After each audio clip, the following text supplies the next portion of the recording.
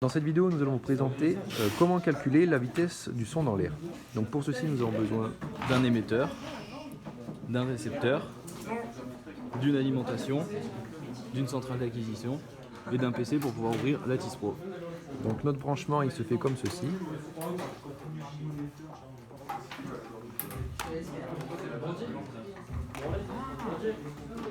Voilà. Donc déjà pour commencer, pour pouvoir calculer cette vitesse, nous allons prendre l'Atis Pro, donc avec ses réglages.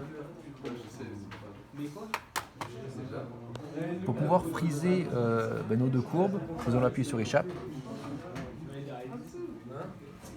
Après, nous faisons un clic droit, réticule. Nous allons ici, double clic et en face.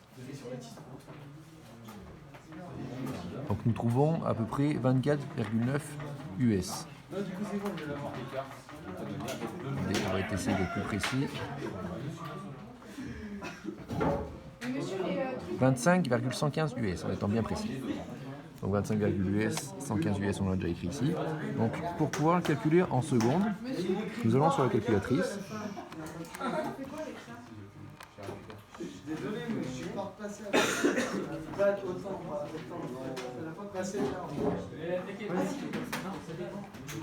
Option. Donc après nous mettons F6 pour pouvoir en voir US et F5 pour pouvoir voir time. Donc nous mettons US, F1 pour pouvoir mettre la flèche, pareil, time avec F5 et S pour seconde. Ex. Nous retrouvons ce résultat, 2,5 fois 10 puissance moins 5. Donc là, nous avons notre temps en secondes. Ensuite, nous allons déterminer 8 lambda. Donc 8 lambda, nous allons déplacer le récepteur de manière à pouvoir déplacer la courbe rouge 8 fois. Donc nous allons vous montrer. Nous voyons la courbe bouger.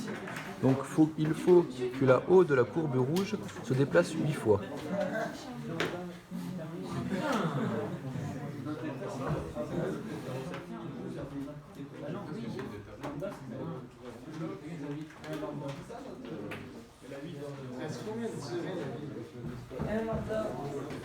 Voilà, donc là nous retrouvons bien notre courbe rouge ici, juste comme la courbe bleue. Donc après nous mesurons notre distance.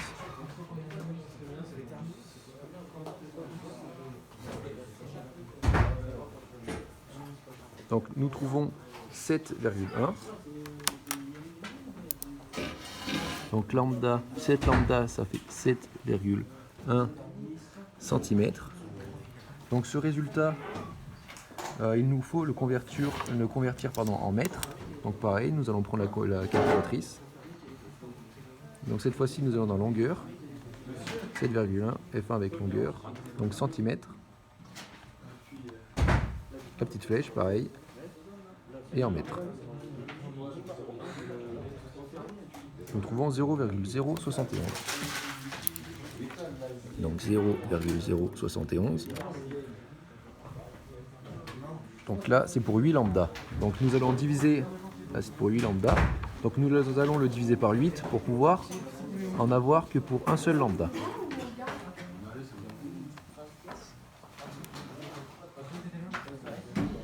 Voilà le résultat. 8,875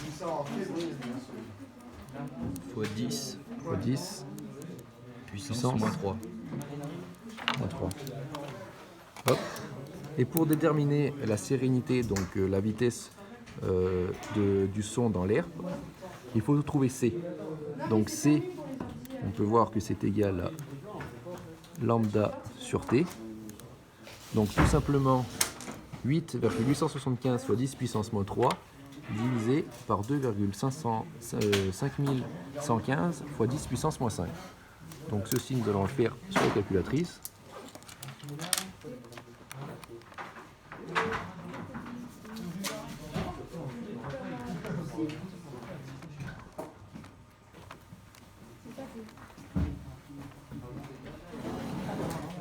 Voilà, nous trouvons 353,